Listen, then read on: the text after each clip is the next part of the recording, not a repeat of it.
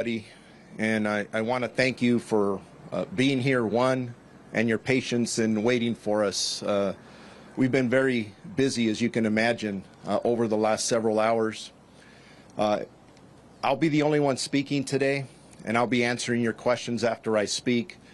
But if you look around me, the team that I have, that I'm surrounded by, members of the board, my partner, Jim McDonald from the LAPD, Tony Maroney from LA County Fire, CHP. I could go on, and I'll talk about some of that as we go on.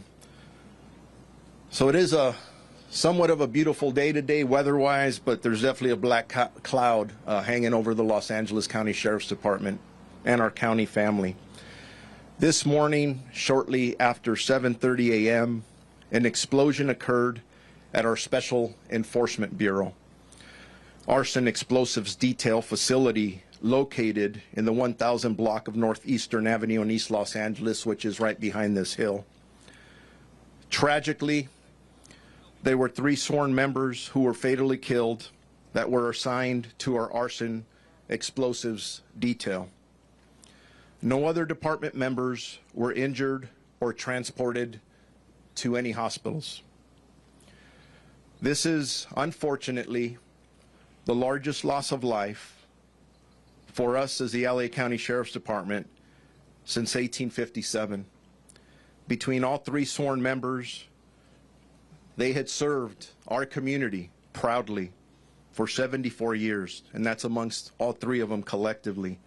19 years, 22 years, and 33 years.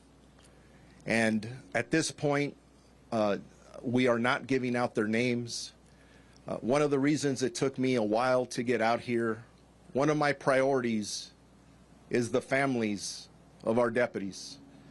And I've met with several of them this morning. There are still others who are on their way. There are others who have not been notified. The last thing I want to do is them to turn on the news and find out that way. So thank you for respecting that at this point. My second priority were our employees. Our employees are hurting right now. Members of our Special Enforcement Bureau, other members of our arson detail as well, Arson Explosives Detail. In regards to the details of what happened, I'm going to give you what I have right now. There's a lot more that we don't know than what we do know. But our intent is to look at this from the very beginning and figure out what is it exactly that caused this tragic event. Currently, our homicide detectives are on scene, and they are investigating the deaths that are we are being assisted by the Federal Bureau of Investigation, who are investigating the post-blast portion of this incident. You have seen other vehicles other than FBI. You've seen the ATF here. They will be assisting the FBI as well.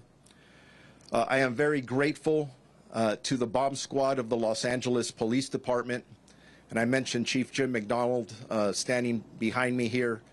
They immediately came out to assist after this explosion occurred to render the devices safe. And just so all of you know, they were just rendered safe within the last minutes, right before we walked out here. So it was still an active scene. It wasn't stable, and definitely a very active crime scene as we go forward. At this time, we do not know the cause of the explosion. However, the specific area has been closed off due to the ongoing investigation. We believe there is no threat to this community. Actually, I could tell you there is no threat to this community. This is an isolated incident, and again, no threats. We have road closures, Eastern Boulevard between Blatchard Street and Lotta Drive. And again, I do want to thank all of our local partners, our local elected officials that are here to help us get through this very difficult time. We have our Psychological Services Bureau personnel on scene that are assisting our employees at this moment, along with peer counseling and chaplain services. And as I said earlier, I have met with 2 of the 3 families thus far. And as you can imagine, those were extremely challenging conversations. So anyways, ready for questions. Sheriff, what was the material that they were actually dealing with? What type of an item? Improvised explosives, military explosives? The second question, what were the attempts to do? Move it and transport it or render it safe here on the spot? Those are all good questions that Pete just asked. Now that the investigation has started, now that the investigators can actually get in to the scene that it was just rendered safe, we will be able to answer all those questions. Too early right now to be able to answer that. Were there other military style or military grade explosives nearby that were rendered safe by the LAPD officers? We will know that hopefully in the next couple of hours. Sir, were they moving these explosives from one place to another? Were they investigating existing explosives already in the facility? And what were they doing?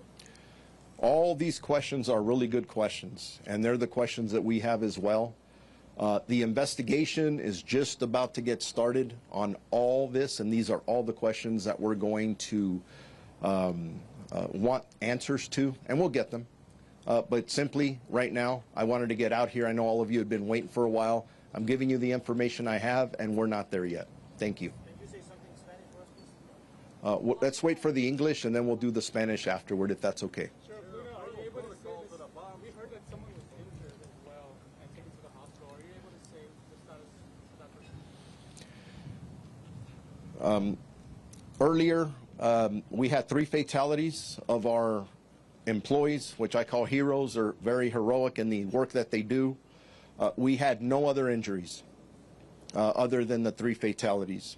And just so all of you know, the members of this team, I've heard over and over the word elite being used. I think sometimes that term gets overused. But if you're familiar with our Special Enforcement Bureau, they're the best of the best. And the individuals who work our Arson Explosives Detail, they have years of training. And these members, usually the average calls that they go to in dealing with some very dangerous situations or items average about 1,100 per year. So these aren't people who don't do this very often. They are fantastic experts. And unfortunately, I lost 3 of them today. Sheriff, regarding what happened here, why were the materials brought back to the scene? There was a possibility that they were unsafe for use. Normal protocol would be to take them roadside or unwinding down there and go there and execute. Why was it not done out there or the process of trying to use this to transport it to handle it better? Those are all questions, Pete, that we're going to get to. We need to go from A to Z to know exactly what happened. That's why we have our partners here from the Federal Bureau of Investigation that will be conducting the post-blast.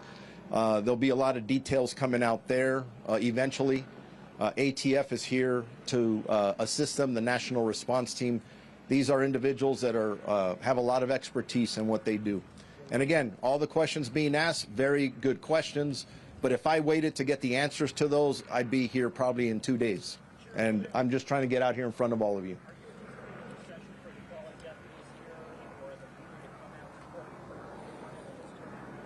The question is, are we anticipating a procession for our 3 heroic deputies who passed away? And the answer to that is yes. There will be a procession. I don't have any specific information on that, but it'll happen the next several hours.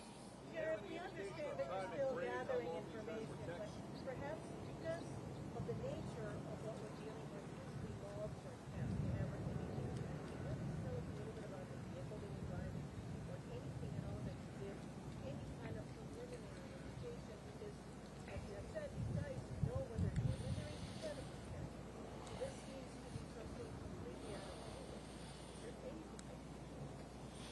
nowhere. I don't have the answers to those questions yet.